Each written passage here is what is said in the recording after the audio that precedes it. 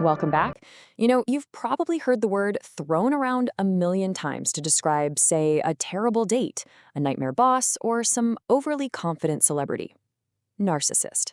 But today, in this explainer, we are going to strip away the buzzword. We're diving deep into the actual science, the psychology, and the profound real-world impact of this clinical diagnosis. It brings up a huge question, right? Where exactly does a healthy ego stop and true narcissism begin? Look, we all need a certain level of self-esteem just to navigate the world. But today, we're going to explore that really blurry, often dangerous boundary between healthy, everyday confidence and, well, all-consuming self-obsession. Okay, let's dive into this. Here's our roadmap for today. We'll start with 1, from myth to reality. Then 2, grandiose or vulnerable. 3, the dark side in clinical. 4, nature, culture, and education. And finally, 5, psychotherapy and compassion. We're starting broad and zooming right down into the individual clinical mind. All right, part 1, from myth to reality. You might not know this, but the origins of this condition trace all the way back to ancient Greek and Roman mythology. It's the tragic story of a guy named Narcissus. He was this remarkably handsome man traveling the world. Well, after coldly rejecting a nymph named Echo, he happened to catch a glimpse of his own reflection in a river, and he became so intensely obsessed with his own image that he literally couldn't tear himself away, and he tragically drowned. The beautiful but highly toxic flower that grew in that exact spot, the narcissus. It perfectly captures the core idea we're examining today, this incredibly strong but ultimately destructive egocentrism. But let's shift from ancient myth to modern science. Today, psychologists look at narcissism as much more than just a casual advice column complaint about a selfish coworker. It's actually a highly structured set of traits. By clinical definition, we're talking about a grandiose, pretentious self-image, accompanied by a deeply held, unshakable belief that you are simply superior. And because of that superiority, you inherently deserve special treatment and unearned privileges. Moving right along to part 2, grandiose or vulnerable. So there's actually a massive public misconception out there that all narcissism looks exactly the same. It absolutely doesn't, and this brilliantly illustrates the two very different sides of the coin. On one side, we have grandiose narcissism. This is the loud, extroverted, dominant type, actively hunting for attention and power. But on the other side, we have vulnerable narcissism. These individuals are quiet, they're reserved. But right beneath the surface, they harbor that exact same massive entitlement, except they are highly sensitive, easily threatened, and offended at the drop of a hat. To put this into perspective, in the real world, a grandiose narcissist is often aggressively seeking status. Think certain politicians or celebrities.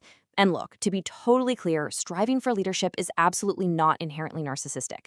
A lot of leaders do it because they genuinely want to improve people's lives. The glaring red flag is doing it purely for status and attention.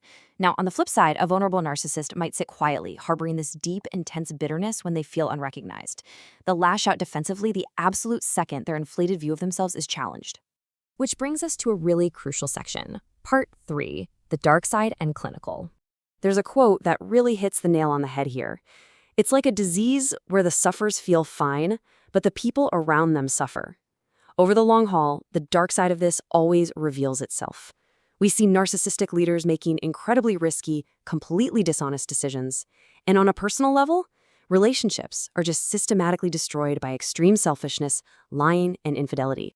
And when these traits get pushed to the absolute extreme, they cross a serious clinical line. Up to 1 to 2% of the population suffers from a formal diagnosis of narcissistic personality disorder, or NPD. That's a huge number of people when you think about it. Interestingly, it's diagnosed primarily in adult men, which firmly distinguishes it from that normal, kind of temporary egocentrism we often see in toddlers and young children. So, how is it officially diagnosed? Well, the American Psychiatric Association's DSM-5 outlines some very strict criteria.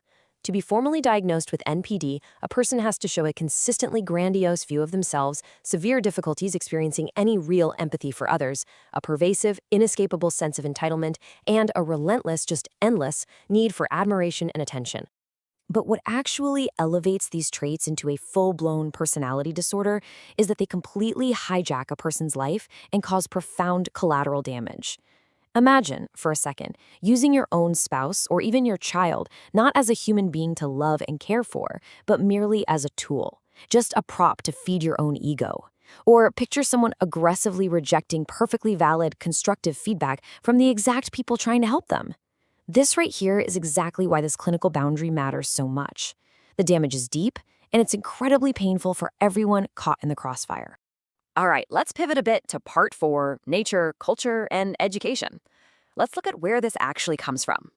So, is it nature or is it nurture? Well, it's actually a pretty complex mix. Genetics definitely play a strong role here, even if the exact genes haven't been fully mapped out yet. But parenting? Parenting is massive. What experts call pedestal parenting, giving a child endless, unearned praise, that tends to breed the grandiose traits. Meanwhile, cold, overly authoritarian parenting tends to breed the vulnerable traits. And what about culture? Well, in the US, narcissistic traits have actually surged since the 1970s. That happened as the more communal focus of the 1960s heavily shifted toward intense individualism and materialism. Now, whenever modern culture comes up, we almost immediately point the finger at our phones, right? But here's the truth. Social media does not cause narcissism. There is simply no flagrant scientific proof to support that.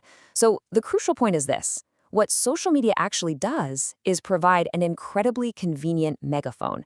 It's a tool for people who already possess these traits to hunt for the validation and status they constantly crave. It is the amplifier, not the root cause. Finally, we arrive at Section 5, Psychotherapy and Compassion. The million-dollar question: can someone with narcissism actually change? Well, the clinical perspective is hopeful, but it's very realistic. True improvement requires relentless, completely exhausting hard work. It demands brutally honest self-reflection, committing to structured psychotherapy, and actively, intentionally practicing compassion for other people. But there's a huge catch, and it's step 1. For someone with narcissistic personality disorder, viewing themselves critically from an unflattering angle is absolutely... Welcome back.